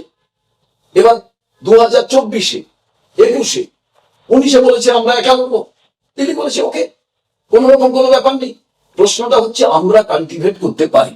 আমার বক্তব্য হচ্ছে একটা দল যেসব জায়গায় কমজোরি অবস্থায় আছে, সেখানে কেডারদের বা সাপোর্টারদের মনোবল চাঙ্গা করার টাইম টেস্টেড উপায় হচ্ছে যারা হচ্ছে দলের face, and you have to very good faces. একজনের নাম প্রিয়াঙ্কা গান্ধী, আমি অবশ্য তাকে বেশি নম্বর দিই তোমার নেতার চাইতে, but they don't come to Bengal. আমাকে তুমি দেখো, তুমি 3 বছর না কত বছর আছো, একবারও এসেছে রাহুল গান্ধী বাংলা কিরকম দেখতে দেখি? বা প্রিয়াঙ্কা গান্ধী বাংলায় আসে? ওই যে এলিটদের কোনো একটা মিটিং এ একবার এসেছিলেন, আমি ডাকলেই আসবে। তো দেখো না। আমি এখনো পর্যন্ত আমার গ্রাউন্ডটা তৈরি করে নিই। আপনাদের আজ বলে কি গ্রাউন্ড লাগে? না, আমার গ্রাউন্ড লাগে এই কারণে লাগে, আপনি ভালো করে প্রিয়াঙ্কা সিংয়ের সঙ্গে প্রচুর ঘুরেছেন, লাস্ট আপনিও ছিলেন। আপনারা জানেন যে রাজীব গান্ধীকে নিয়ে এসে প্রিয়দা প্রায় গলি গলি অ্যাজ এ প্রাইম মিনিস্টার তখন ঘুরিয়েছিলেন, নিশ্চয়ই ঘুরিয়েছি। আপনিও সঙ্গে ছিলেন, হ্যাঁ। ঠিক আছে। সেদিন কিন্তু আমরা সেইভাবে আমরা পাইনি। কারণ কি, বেসিক দুটো জিনিসকে ভাবুন, মিনিমাম একটা অর্গানাইজেশন দরকার। নন্দীগ্রামের ইস্যুর সময় আমরা ভয় লাগে বলে অর্গানাইজেশন দরকার নেই, না, পারসেপশন ভোটার নিজের বুদ্ধিমতো বলে। আমি ভোটারের কাছে আবেদন করছি যে এখনো পর্যন্ত আমার তো সেই ইনফ্রাস্ট্রাকচার হয়নি, যেটা সব লোক বলে যে একটা দলের সংগঠন নেই, ও আবার ভোট চায় কি করে, ও আবার জিতবে কি করে। রাহুল গান্ধীকে দেখার জন্য কংগ্রেসের সংগঠনের দরকার না, নেই। দরকার নেই, আমি জানি। কিন্তু ওই যে আপনি প্রিয়রঞ্জন দাস মুন্সী রাজীব গান্ধীকে নিয়ে ঘুরেছিলেন, প্রচুর ভিড়, কিরকম জনসমুদ্র। তারপরে রেজাল্টে কি হয়েছিল? আমি তাই জন্য আজকে বলে দিচ্ছি, রাহুল গান্ধী আসবেন, আর ওই একটা কথা, আসবেন, দেখবেন, জয় করবেন, and we will get the support from the common mass and common people. দেখো, একটা ব্যাপার তুমি আমার চাইতে ভালো জানো, সেটা হলো এখনো পশ্চিমবঙ্গে যারা কংগ্রেস করেন তারা, আমি দেখেছি তৃণমূল কংগ্রেসকে বস্তুত সিপিআইএম এর চাইতেও অনেক বেশি ঘৃণা করেন। তারা কিছুতেই বলতে চান না যে একজন মহিলা তাদের দলের পিঠে ছুরি মেরে চলে গিয়ে গোটা দলটাকে সঙ্গে নিয়ে গিয়ে আজকে তাদেরকে পথে বসিয়ে রেখেছে। আর তুমি বলতে চাইছো যে সেই দলের লোকেরা যদি তোমার দলে আসে তাহলে কংগ্রেসের ঝান্ডা তৃণমূলের লোকেদের হাতে শোভা পাবে? এইসব মিথ্যে কথা আমি আলাপ করলাম না। ইউটেন্সিলের যদি আওয়াজ না আসে, আপনাকে ভাবতে হবে যে সেদ্ধ তরকারি, সেদ্ধ ভাত হচ্ছে। আর যদি ইউটেন্সিলের আসে তাহলে ভাববে যে কোনো টেস্টি ফুড হচ্ছে। অধীর দা সভাপতি ছিলেন, অধীর দা আমাদের নেতা, এবং মুর্শিদাবাদে তার পুরো কাল্টিভেশন, যেহেতু তিনি মুর্শিদাবাদ জুড়ে সেই কাল্টিভেশনকে করছেন। আমাদের দলে অনেক কিছু থিসিস, অ্যান্টিথিসিস, Synthesis নেই। না synthesis নেই। না, চলবে, Thesis and synthesis চলবে, বিতর্ক, ডিসেন্ট, অনেক কিছু চলবে। কিন্তু এন্ড অফ দ্য ডে ওই মহরমের মতো, ঈদের মতো, যে কোনো রামনবমীর মতো, দুর্গাপুজোর মতো অল টুগেদার আমরা কিন্তু সেটা উদযাপন করি। এবং আজকের দিনে বলছি, আমাদের যে যে জায়গা শক্তিশালী, প্রত্যেকে ডিসেন্ট্রালাইজ ওয়েতে সেই বিষয়টিকে নিয়ে নিয়েছে যে আগামী দিনে we have to fight all together such a way যে মানুষের রিফ্লেকশনটা যাতে কংগ্রেসের এইসব হিসাবের গল্প কেউ খাবে না শুভঙ্কর। না খেতে। আমার বক্তব্য হচ্ছে, অধীর চৌধুরী কলকাতায় আসে, হি হোল্ডস প্যারালাল র্যালি। ওটা যুব কংগ্রেস, আমাদের দুটো, আপনি অনেকদিন ধরে জানেন যে যুব কংগ্রেস যখন কোনো র্যালি করে, আমি কেন অধীরের পাশে শুভঙ্করকে দেখবো না? আমি কোন জায়গায় থাকে না। এই তো আমরা দিল্লিতে মিটিং করলাম একসঙ্গে। আরে ওই তো ঘরোয়া মিটিং, ওগুলো জানি না না, দুটো জিনিস। আমি যেদিন কোনো একটা জিনিস, কে বলেছে পিসিসি দপ্তরে উনি আসেন, একসঙ্গে মিটিং হয়, কিন্তু পাবলিক মিটিং এ আমি, দেখুন আমরা এমনিতেই আমাদের সংখ্যা কম আছে বিভিন্ন, আমরা লিডারশিপ, যেমন প্রদীপদা যদি কোনো জায়গায় যায়, এখনো এই বয়সে তিনি যেখানে যাচ্ছেন, মিঠুদা কোনো জায়গায় নর্থ বেঙ্গলে যদি থাকছে, আমাদের গোলাম আহমদ মীর প্রত্যেকটি 441টা ব্লকের মধ্যে প্রায় 300-র উপরে কভার করে ফেলেছে। 441টা সাংগঠনিক ব্লক? না না, 541 সাংগঠনিক ব্লক আমাদের। কিন্তু অ্যাকচুয়াল ব্লক তো অ্যাডমিনিস্ট্রেটিভ ব্লক 343। আমাদের সাংগঠনিক 541টা ব্লক প্রেসিডেন্ট আছে কংগ্রেস। আপনি কি ভাবেন কংগ্রেস কি ভাবে? হ্যাঁ, আমার বিশ্বাস হয় না। কত নমিনেশন জমা করেছে? কত? কত মনে হবে? জাস্ট এমন why should I can be একেবারে go into guessing game?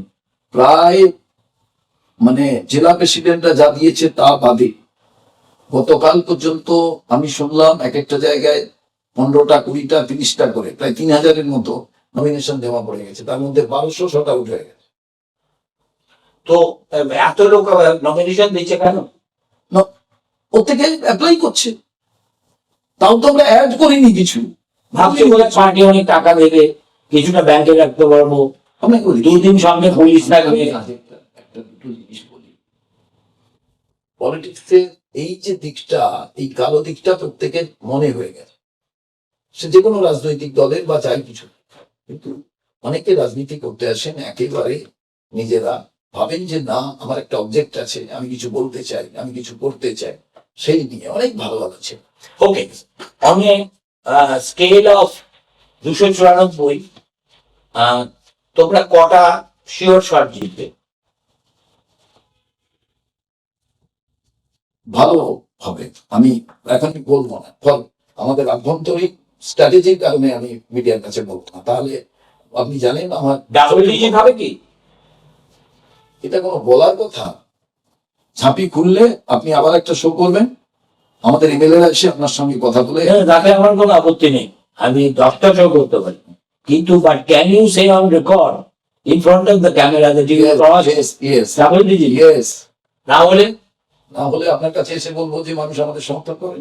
ও ভেরি সিম্পল। ইয়েস, আচ্ছা, তার মানে তুমি একটা কথা বলছো গ্যাস খাওয়ানোর জন্য, না গ্যাস খাওয়ানো তাহলে আবার কিসের জন্য? গ্যাস খাওয়ানোর জন্য কেন? আমি তো বললাম আপনাকে যে যখন হবে তখন দেখবেন। আচ্ছা আচ্ছা, একটা কথা বলি, আপনি কি বলতে এবার আমি একটা আপনাকে এই অনেক thesis- ভিউজ কত হবে immediately you can guess it. আমি বলছি থিসিস অ্যান্টিথিসিস এর কথা।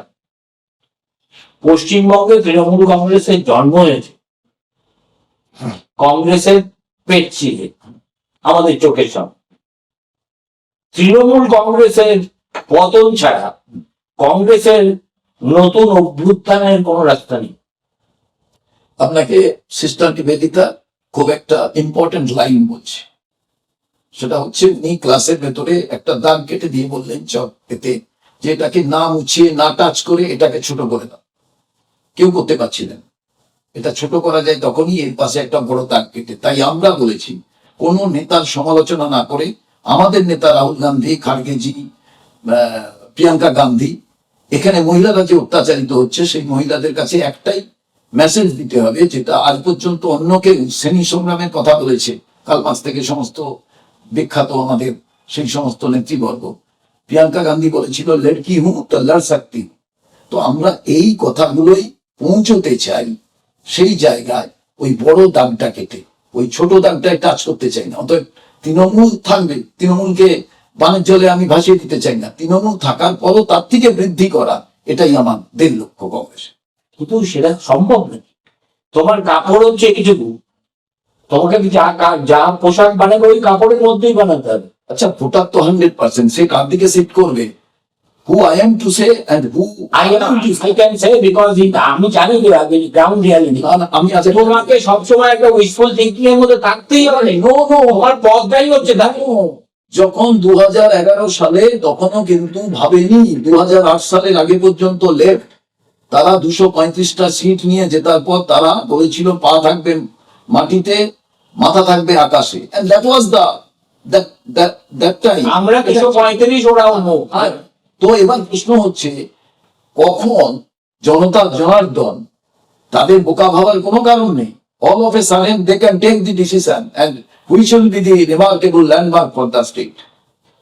দেখো, আমি গ্রাউন্ড রিয়ালিটি যতটুকু জানি, আমি তো বেশি আজকাল বেরোতে পারি না, বেরোবার ইচ্ছা আছে এবার। তাতে কংগ্রেস একটা ভিজিবল হলেও একটা some kind of researching I can see in Dinajpur, in Malda, and in Murshidabad. But in the entire stretch of South Bengal, No, you are nobody. some places. Purulia, one of the. আর সে তো আমাদের ইয়ে রয়েছে। Just wait and see for North Bengal. What will be the? North বেঙ্গলে কোথায়? মালদা আর দিনাজপুর তো north বেঙ্গলে হয়ে গেল। আমি নর্থ বেঙ্গল আমি করতে চাইছি একেবারে কুচবিহার টু দক্ষিণ দিনাজপুর। দিনাজপুর মানে আপনি উত্তর দিনাজপুর ধরছেন, আজকে আমি দক্ষিণ দিনাজপুরের ক্ষেত্রেও আশাবাদী। দেখুন আচ্ছা, তোমরা ভোট পাওয়া মানে কার যাত্রা ভঙ্গ হওয়া? দেখুন, ভোট এর তার বলে নয়, পিপুল যখন ডিসাইড করে। এবার আপনি তারপরে যদি ভাবেন 2021-এর যে ভোট, যেখানে আমি দাঁড়িয়েছিলাম, সেখানে আমাকে প্রথম দিন বলা হলো খুব ভালো ক্যান্ডিডেট, কিন্তু আমরা ভোট দিতে পারছি না একটাই কারণে, এখানে হিন্দি এবং বাংলার হচ্ছে ভোট হবে, এখানে বিজেপি তৃণমূলের ভোট হবে, হিন্দিভাষী বাংলাভাষীর ভোট। কোথায় দাঁড়িয়েছে? নোয়াপাড়া। ও আচ্ছা। তো হিন্দিভাষী বাংলাভাষীর ভোট হবে। তো দেখুন, ভোটে day of poll, what will be the smell, and that will be more important factor.